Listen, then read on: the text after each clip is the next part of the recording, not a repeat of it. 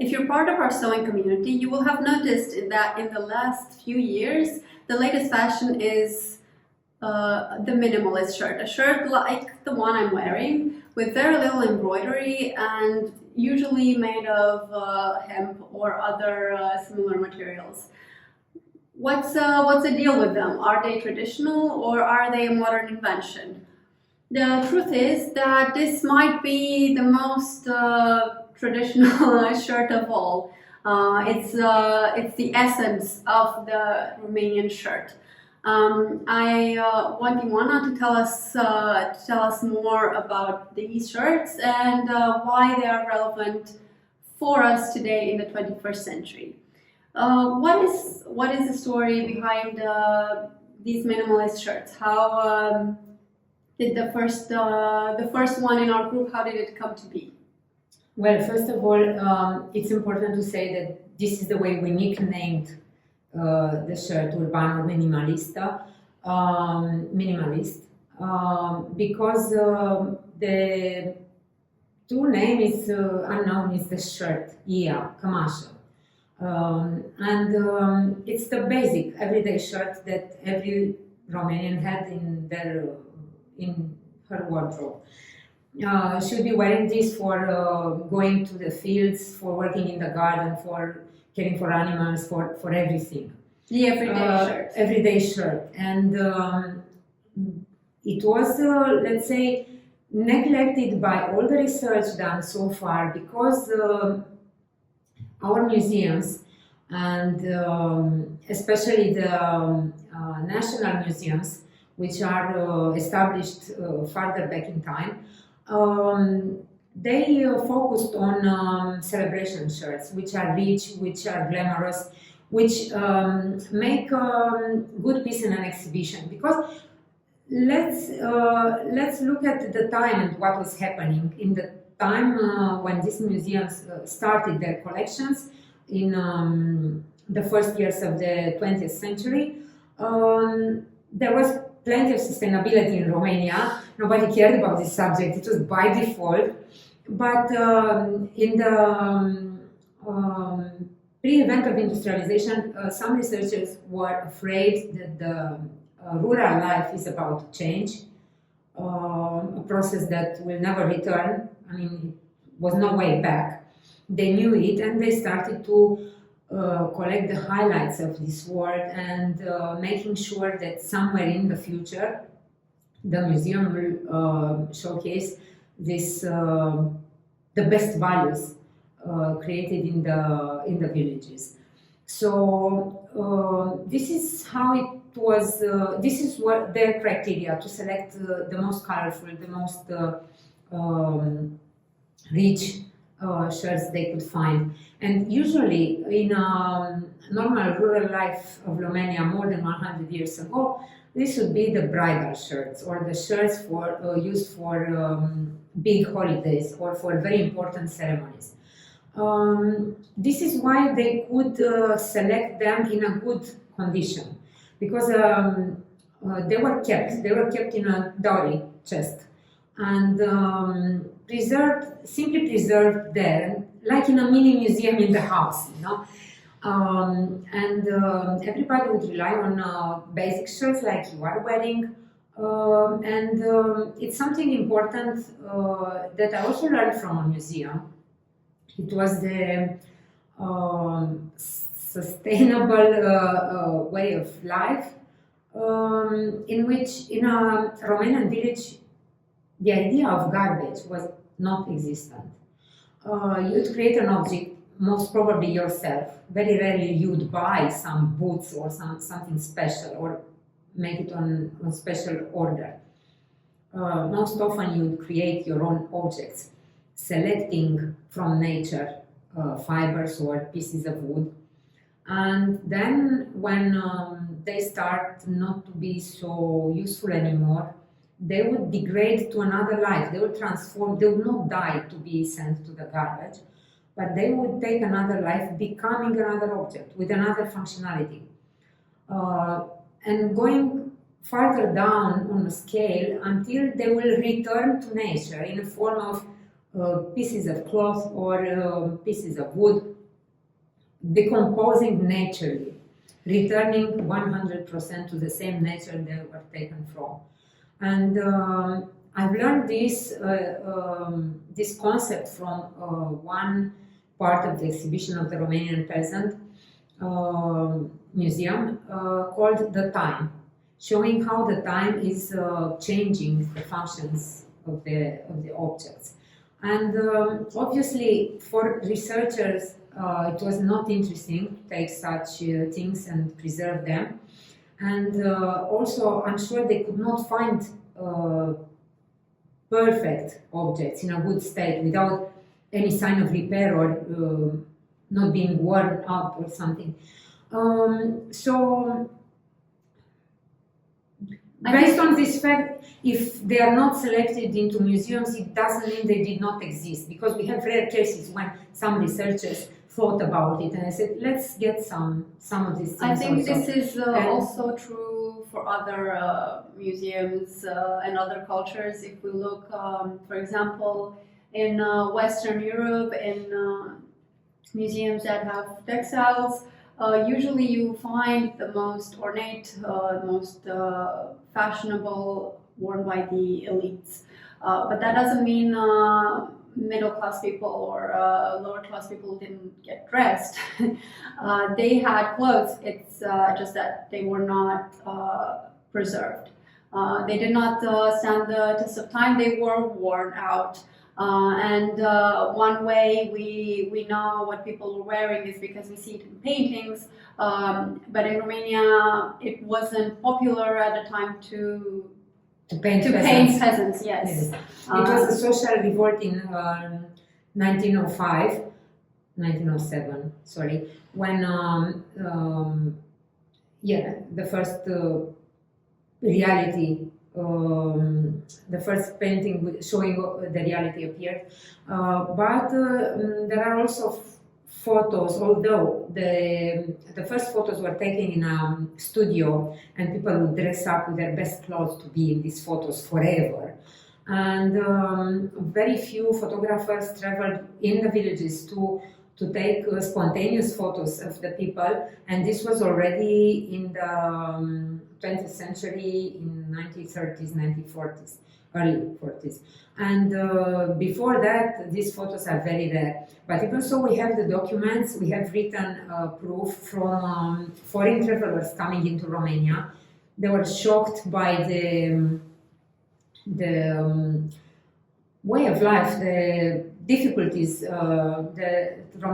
most of the Romanian peasants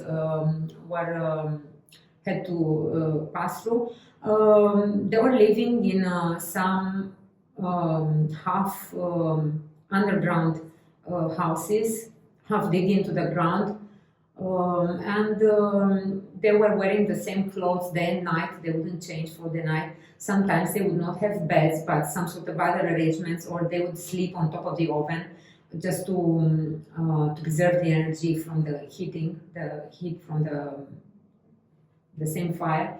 And they were impressed, they were shocked how they were dressed in animal skins, sheepskin vests. Okay, we know because we are still wearing them now. It's not because we don't know how to process them beautifully, but they offer you more thermal comfort if you preserve them and wear them like the sheep that wear them.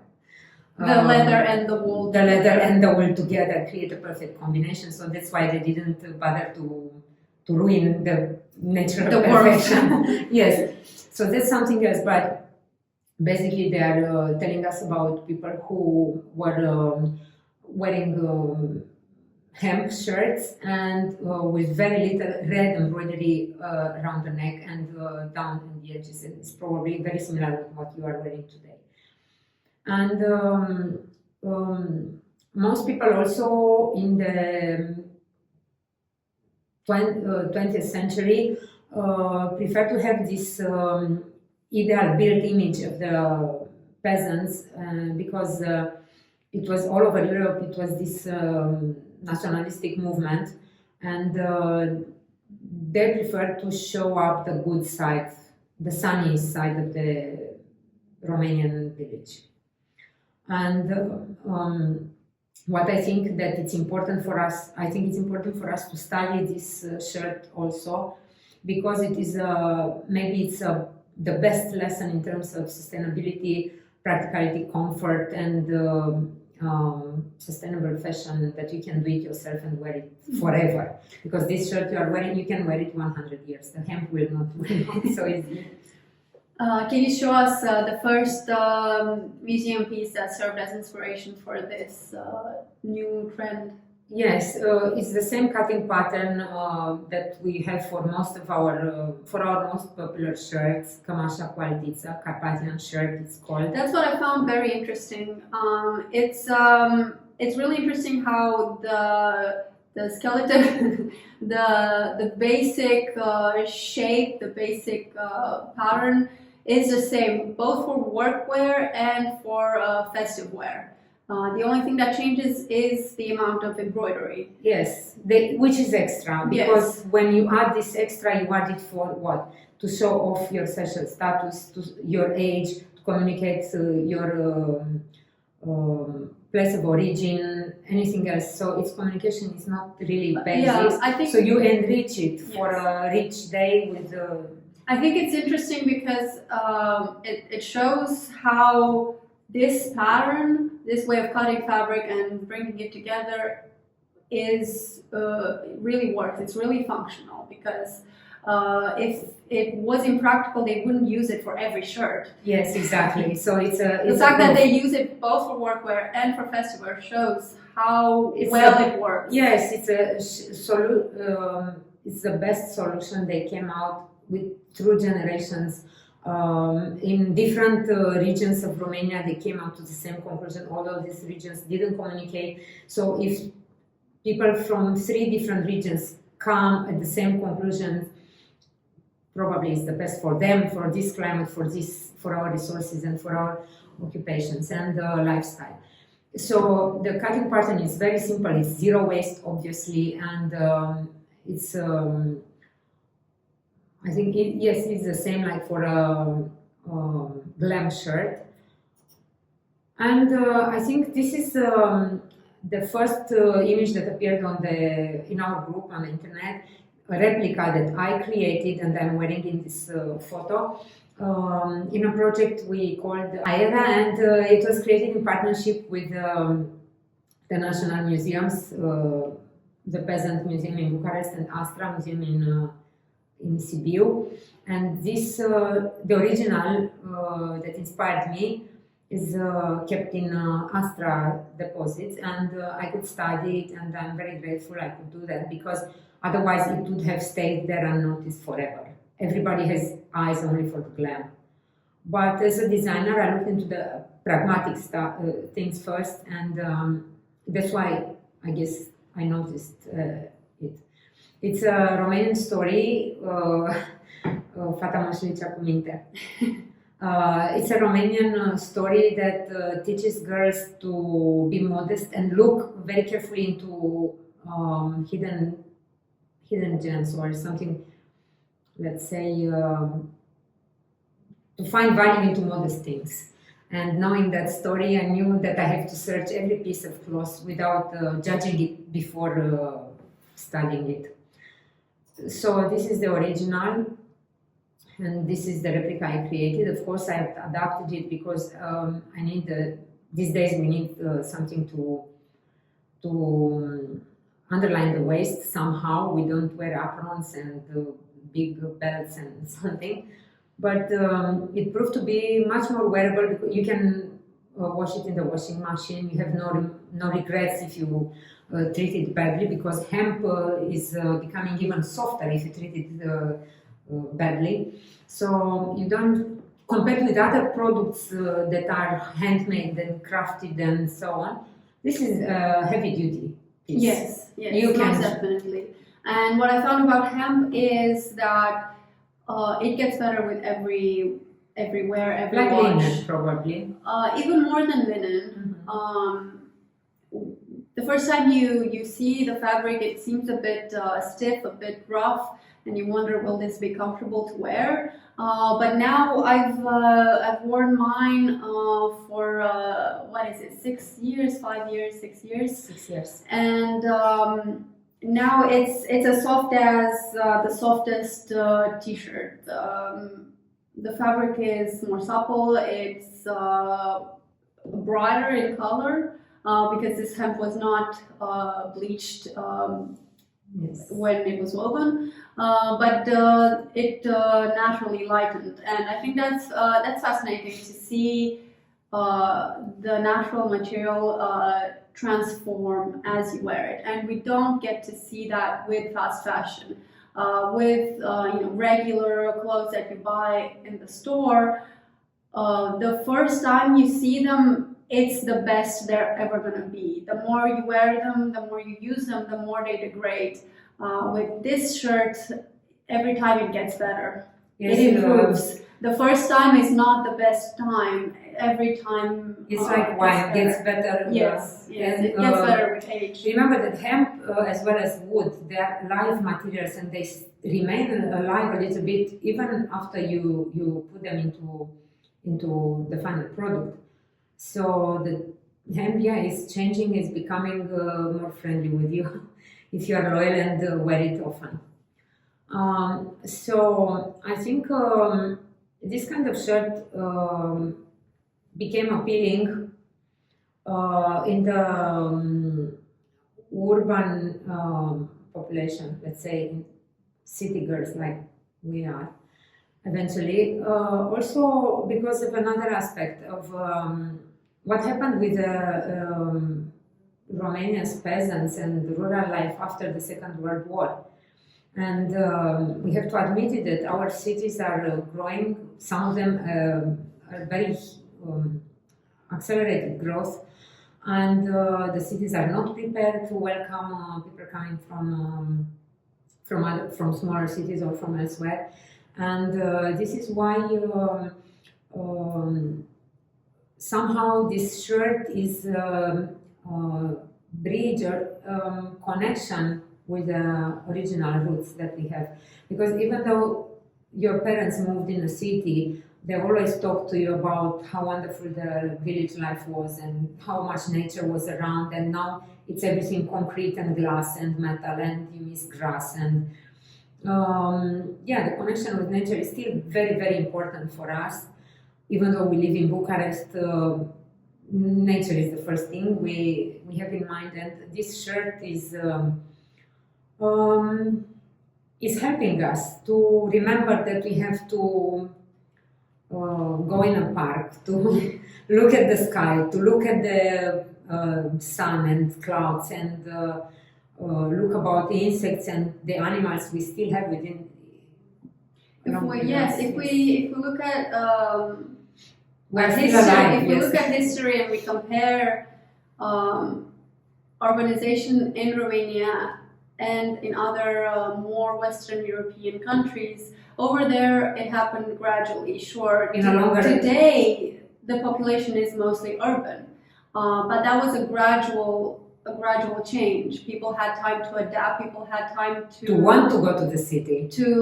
And there is less of a longing for the rural life, because they moved to the city based on their own decision. But in Romania, the change was much more rapid, and during the communist period, it was enforced. It was not a voluntary choice. People were urbanized pretty much forcefully. And they did not have time to adapt to city life. That's why we sometimes see people gardening in the city, because that's what they're used to. And that's what I think you're talking about when you mention this longing for rural life that we still feel. And this shirt might be our way of resolving that. Yes, and these gardens we have hidden between these huge concrete blocks of flats. It reminded me of the communal garden that I saw in London, which looked for me totally untended and like nobody cared for it. And just going through some sectors of Bucharest, you'd see tomatoes, you'd see flowers, because people really take care of this little, every piece of land. It's very precious in the city. I don't know if today they still, if they still, Not so much, but as a child I remember Yes. this. I remember this very often. I think a lot of people now don't really see the city as being something they can take part in, and they just limit themselves to their balcony and grow mint on the balcony. No, but when I was a child, and I'm almost 50 now, I remember people keeping hens in their balconies because they didn't trust the eggs coming from the supermarket, and they thought, I want to eat a real egg, so I have to see the hen. So they were keeping hens in the balconies, and even other animals, I won't tell you. But yes, I think this is somehow one way we rediscover the values of this collective wisdom and collective design. Because if we think about it, we don't claim to be original necessarily, and we don't have to be authors of something new. I think we are quite happy and grateful to be co-creators, even though the other colleagues lived 100 years ago. We keep continuing their work and bringing our input, I think the same benefits. That's the result. Yes, I think the same benefits they saw in these shirts are the benefits that attract us to them. Yes, basically we can name them because most people listening to us, maybe they never had the chance to wear a hemp shirt. So you can tell them you don't sweat. Well, you sweat, but Yes, it doesn't affect you as much. Obviously, it doesn't change the way your body reacts. If it's hot, you're gonna sweat. But you don't get as sticky as if you're wearing cotton, and it does not smell as if you're wearing polyester. It's very, very breezy, and it's great for warm weather as well as cooler weather. And it's not very well indicated in very humid weather, humid and cold. I mean, I would not wear it in Denmark in the autumn. No. But we don't have Danish climate here. But I would wear it in south of Italy. I would wear it in all of Italy, actually. In this photo, I was in Portugal in this shirt, and I was very comfortable. It was the middle of summer, and I was very comfortable. One thing that I think a lot of us seem to forget these days, we have this idea that in summer, if it's hot, you have to wear less clothing, but that's not very helpful in your comfort. Yes, and our ancestors. The more the sun hits your skin, the hotter you're gonna feel. And also now, I think we understand that the sun can damage your skin quite a lot, and we use sunscreen. But hemp is the OG sunscreen. Before they had a cream to put on their arms, they had the fabric to cover and protect. Yes. And people ask me, am I not hot in summer with long sleeves? Well, no, I'm not. I'm very comfortable because it's very airy, and we should say something probably about hemp, that it was used in Romania for 7,000 or 8,000 of years. So it's a long time, and at some point it used to grow spontaneously because it was cultivated for such a long time. And after the Second World War, we continued to produce and manufacture and export hemp fabrics because it was not considered a dangerous plant in Romania. And it was only after aspiring to join Europe, when the production of hemp decreased, it was considered dangerous as a drug. And it was until recently, I think in 2018 or 2017, the legislation has changed again, allowing us to cultivate in certain conditions A lot of people don't understand the plant anymore, and they think that industrial hemp is the same thing as cannabis, marijuana, and it's not. They're different plants, and you can't smoke industrial hemp. No, you can't. There's no drugs in it. No, it's called cannabis sativa. It's a different plant. Different plant. The other one is indica. And it grows differently, it looks differently, but it can't be used the same way. You can't make fabric out of the plant that produces drugs. Yes, and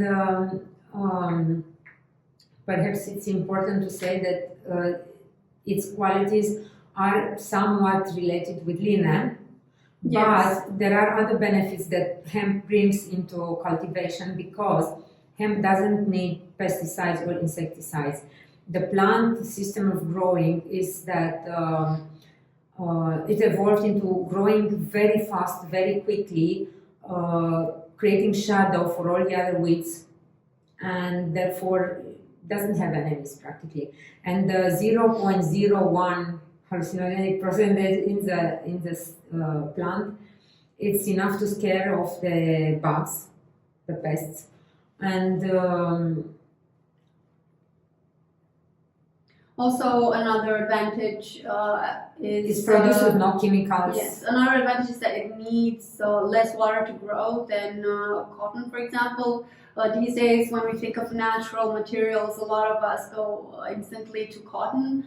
But we've seen the damage excessive production of cotton has produced, where lakes and rivers have gone dry because of the overuse for irrigation for cotton plants, and hemp does not need as much water to grow, so it could be a more sustainable alternative. And also growing hemp produces a lot of oxygen because the rhythm of growing of the plant is so big and releases a lot of oxygen when because this time of growing is precisely when the days are longer, in May and June, and there is enough rain here in Romania.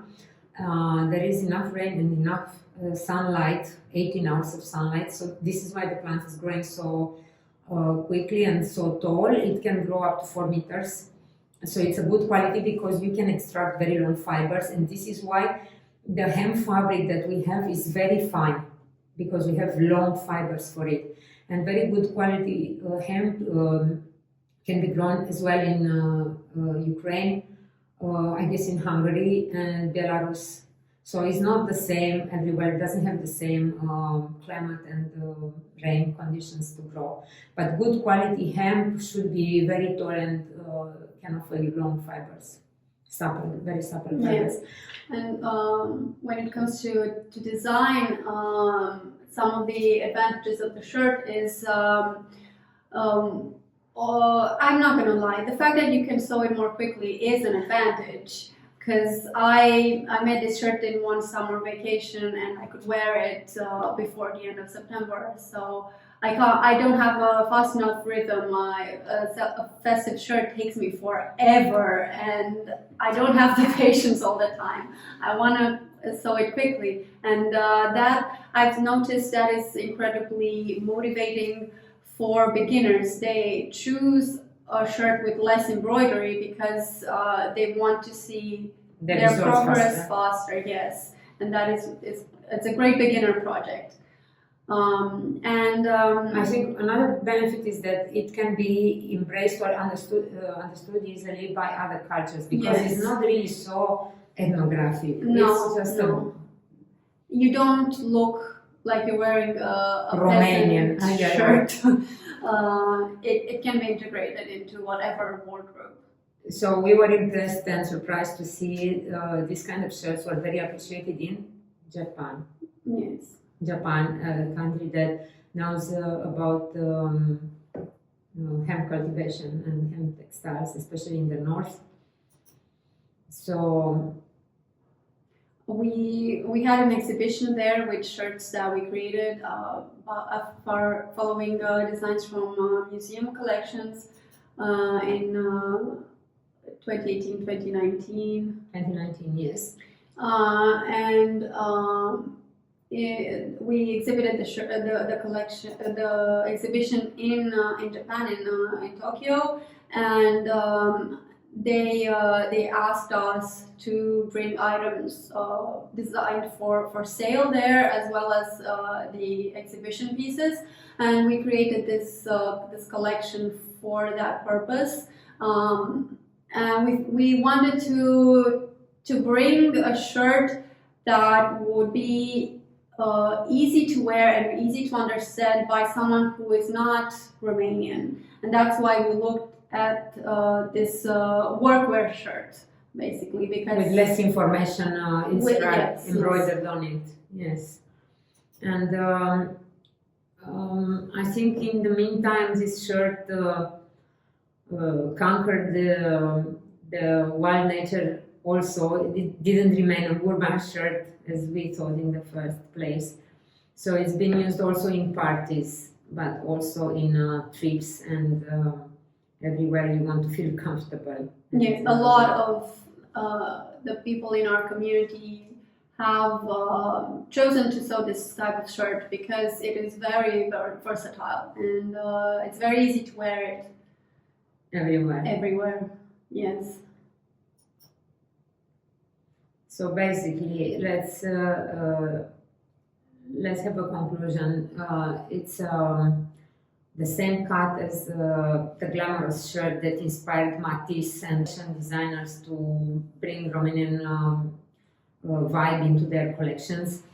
But this is the Cinderella of Romanian shirts. I don't know how to call it.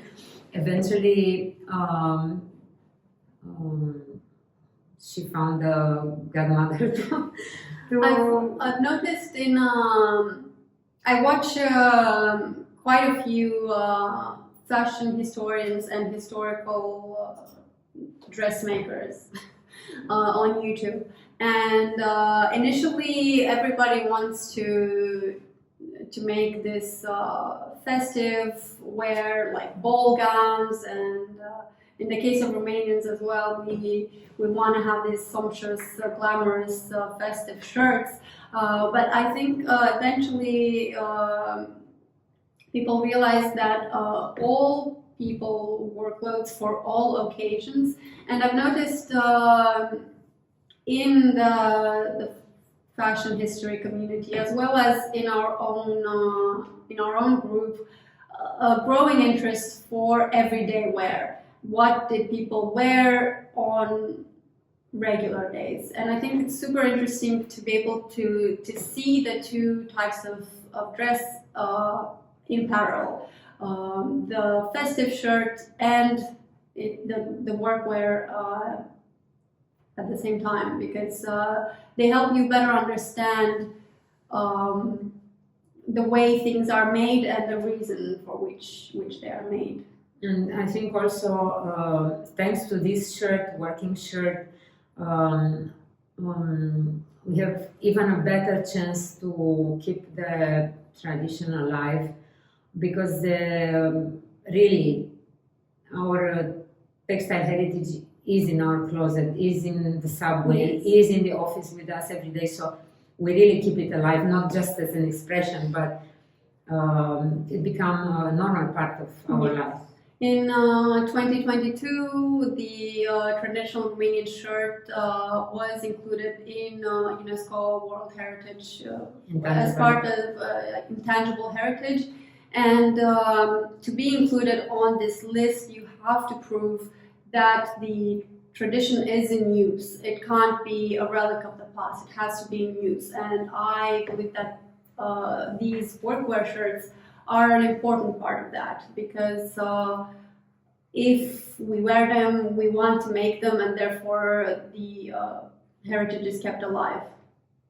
Yes. So I guess we would really like to know and to see how other designers discovered interesting pieces in not in the luxury segment.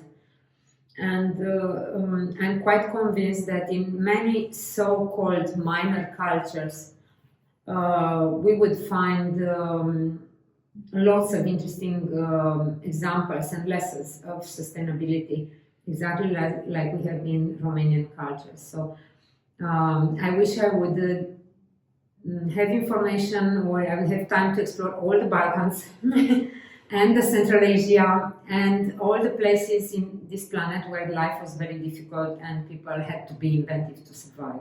We have planned a lot more discussions and courses that explore how we make these shirts and why.